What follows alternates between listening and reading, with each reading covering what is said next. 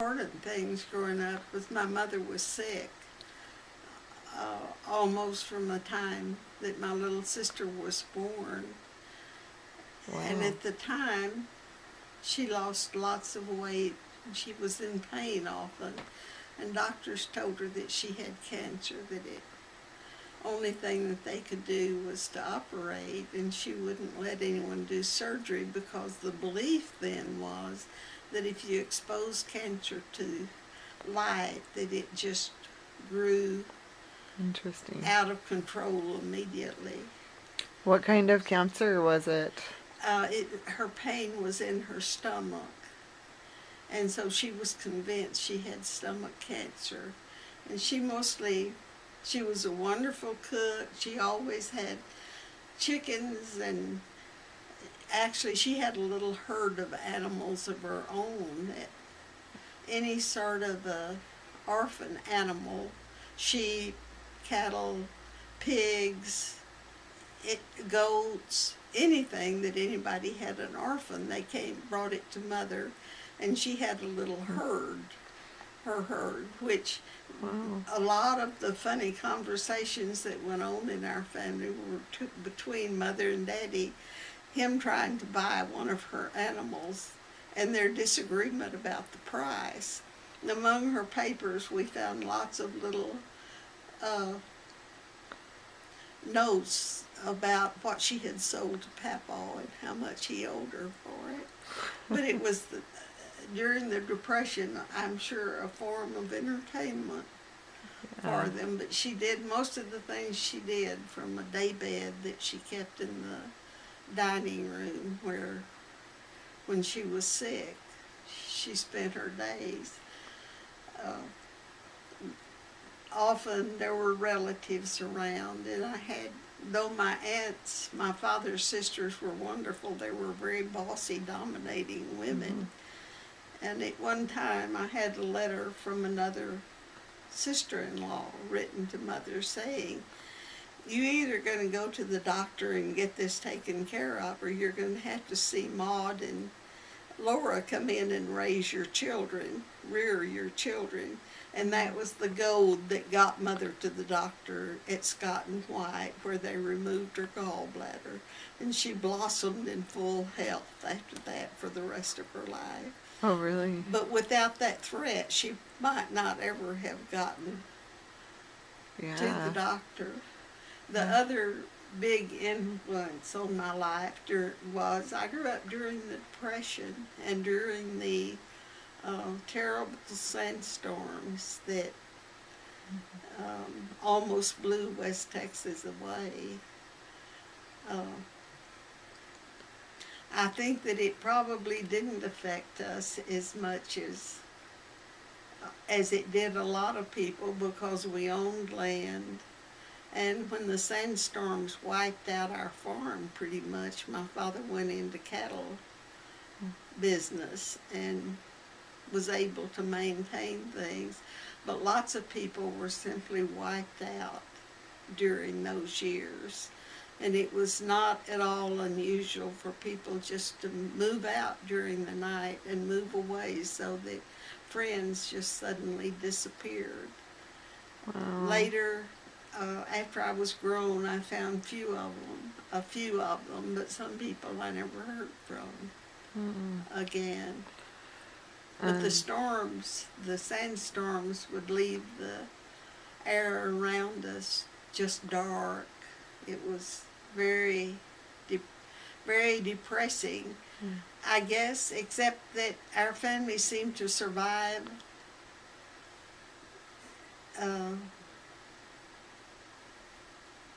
and I guess we were always hoping for rain. So this was about in the 20s? Is this when It you're talking about? started, I think, about 1929. Okay. I guess I date it from the fact that our last Buick was bought in 1928, and after that we always drove Fords.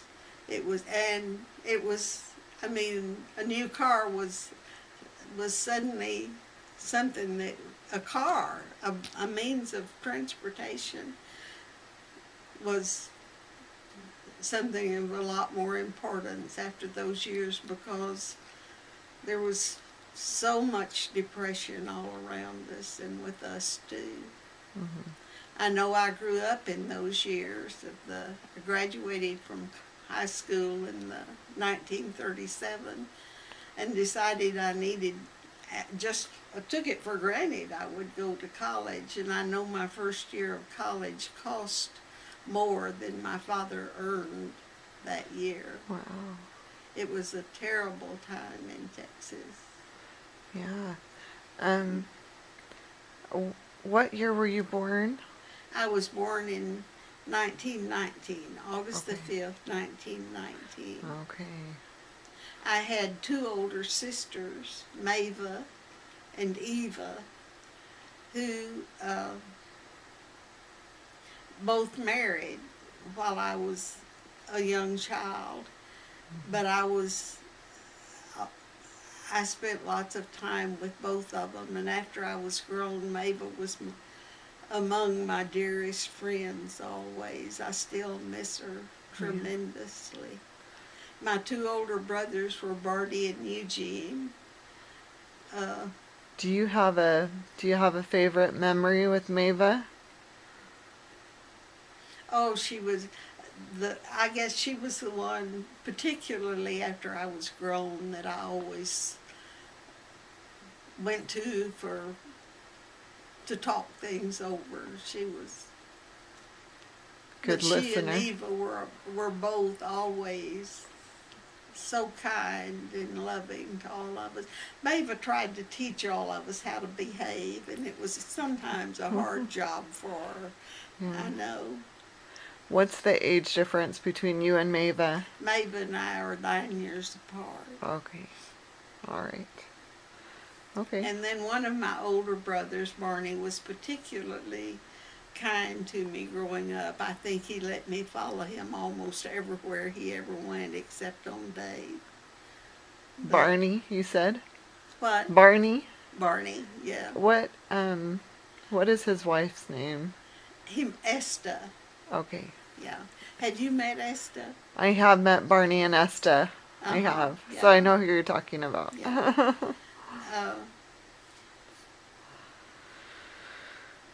Do you have any other favorite memories with your siblings growing up, brothers and sisters? Oh, I have lots of memories with them, and mostly as a small child I was at home a lot, and they were my means of entertainment. Whatever they did, I did, pretty much as Anna Ruth does with her big brothers. Yes, that's We true. always had horses to ride, and the rule was that if they saddled a horse for themselves, they had to saddle one for me, which they did, but they managed to have theirs ready to jump on and leave before they would ever give me mine, which I had to lead up to a fence to climb on. And by the time I was on, they were far away, so I had to, always was tagging behind, but at least I had somebody to tag behind. How many horses did your family have? Well, I don't really know. Well, it wasn't that many. I guess usually there were 4 or 5 horses around to ride, because we had cattle always, and they used horses to take care of the cattle, and also sometimes we rode them to school, though I don't remember doing that very much. The boys rode their horses to school. Wow. Yeah. We lived 2 miles from town, which, Okay. yeah. So And he did ranching, he grew cattle. Did he grow crops of any kind? Yes, we lived on the farm, and he grew cotton. Cotton is what I remember, cotton and feed. And then later I think they grew peanuts. I don't really know for sure what they're growing up there now.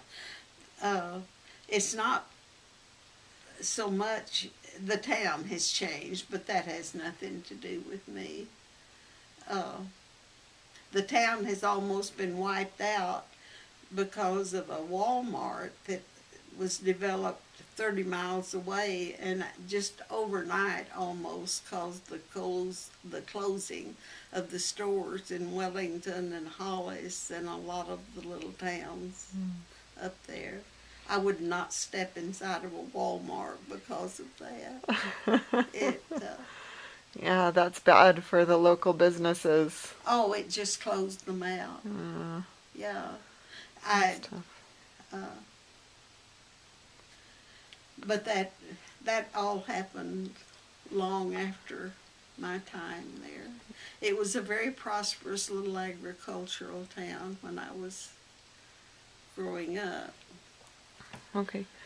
You mentioned going to college, and I wanted to ask you about that. You said in 1937. 37 you went to college. Uh-huh. And what did you study? I started out thinking I probably would be an English major because that was what I liked in high school. I ended up as a journalism major and enjoyed it. I worked after I graduated, I worked on the Lubbock paper while I was in college a little bit. And the reporters there helped me find a job when I graduated, and that was really hard to do in 1937. There just weren't very many jobs. But I got a job in the Clovis, New Mexico as the society reporter, and I loved it. And I went on from there to Knoxville, Tennessee, and worked on the daily there. Did you save your articles? Do you have copies of your articles that you wrote? I have no idea. I have a box out in the garage, but gradually it's been sorted through and prowled through. I don't really know what's in it anymore. Yeah. But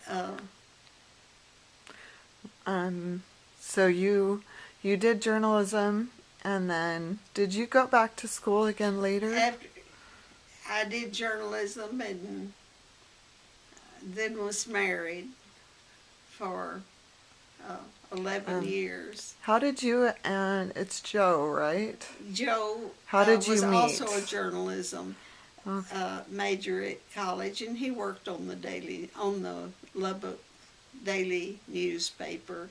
And then when the war started in 1941, he volunteered in the Navy. And he was a regular member of the staff in Lubbock, so he had some experience behind him. He went in as the Navy as a Navy flyer. Okay. And was served mostly on air carriers during the war. When did you two meet? Did you meet at your work? We met, I guess, when we were juniors. In college? In college. Okay. And when did you get married? What year was it? He went into the Navy about the same time I got my first job, and we got married when he was a lieutenant, he was stationed in Iowa then, and we married in Wellington in the church there, and then moved to Iowa, and from there he went to sea, and I went back to Wellington and stayed most of the time while he was gone. And then after the war, we went to Coulee City, Washington, which was a tiny, tiny town in Washington state that didn't have a newspaper. And he was determined to start a newspaper despite the fact that neither one of us knew anything about running the equipment that you use to print a paper. So we had 6 years. We started the first offset print newspaper in Washington state. All newspapers pretty much are offset printed now. But it was a pretty turbulent time for us because we didn't know how to use the offset printing technique. How did you learn how to use it? Just from experience. Wow. But Wow. it's a pretty pitiful looking little newspaper now, but was a very charitable, kind town for us to move to. People subscribed and provided us news, and were very kind to us. Yeah. So why did you move to Washington again? We were in Washington when he was discharged Okay. from the. He had gone into the regular Navy while he was in service and had been accepted for it, but at the end of the war they had posted him in Hawaii, and he didn't want to stay in Hawaii, so he resigned from the Navy and came home. Yeah. And we lived 6 years in Washington until about the time the Korean War was starting. Yeah. And he was in a reserve unit at that time, and all of those boys, I'm sure after drinking a good deal of beer, decided that they would not possibly win the Korean War without their services. So they all volunteered, and the whole unit was recalled to duty. Yeah. And so when did you have all your children? Like when? Joe Carroll was born in Wellington during the war. During which war? The World War II. Okay. She was born a year, I guess. We were married in the last of. She was born a year after we were married. We were married on this is terrible not to remember. July the 31st, I believe, and she was born the next July, and she was a few months old when Joe went to sea the first time. Then after Joe was discharged and we were settled in Cooley City, Cynthia was born in Cooley City. Cooley City, Texas? Cooley City, Washington. Washington, okay. Yeah. Beth was born while we were up there too. She was born in Spokane. And I was pregnant with